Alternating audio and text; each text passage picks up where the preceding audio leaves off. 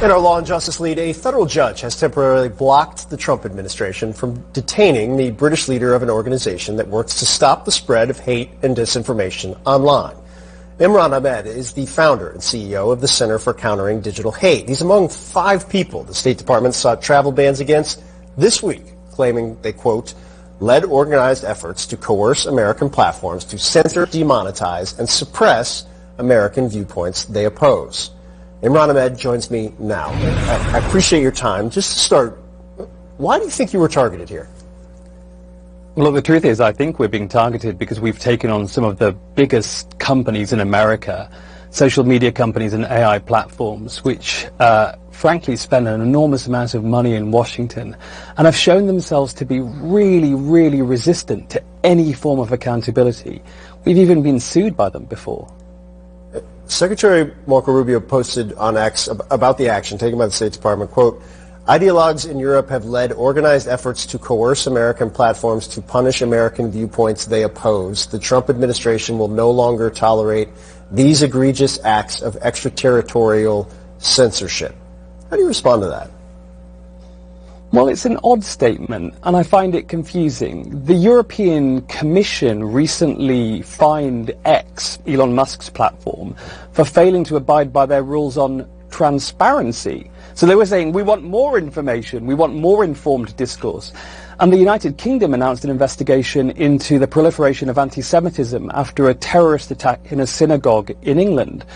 Now, that, of course, completely aligns with American foreign policy. The newly appointed anti-Semitism czar by the State Department, Yehuda Kaplan, just gave a speech saying that he supported holding social media companies accountable for the spread of the lies that underpin anti-Semitism.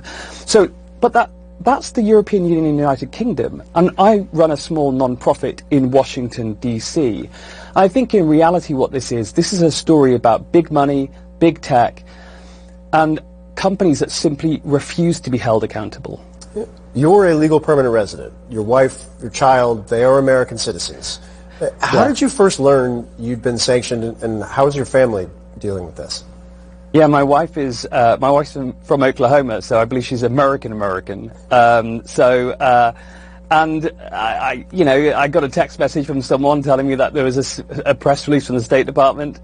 I haven't actually seen anything. That's the extraordinary thing, is that as of now, I haven't received anything at all from the government. But of course, as you said, we applied for a temporary protective order just to make sure that there was no risk of an arrest. I mean, look, we all know what's been happening recently, and some of these cases where people have had their green cards challenged, they've been whisked into detention, often taken hundreds or thousands of miles away from their friends, family and support networks. And we just wanted to make sure that didn't happen.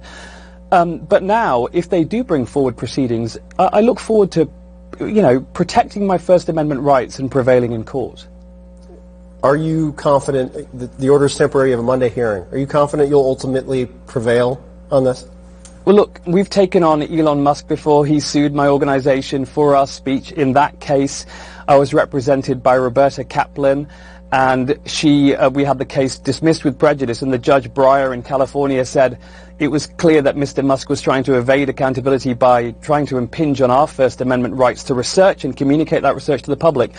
And the research that we do is vital, of course. It's not just into anti-Semitism, it's into the kind of stuff that really hurts our kids' mental health, eating disorder and self-harm content.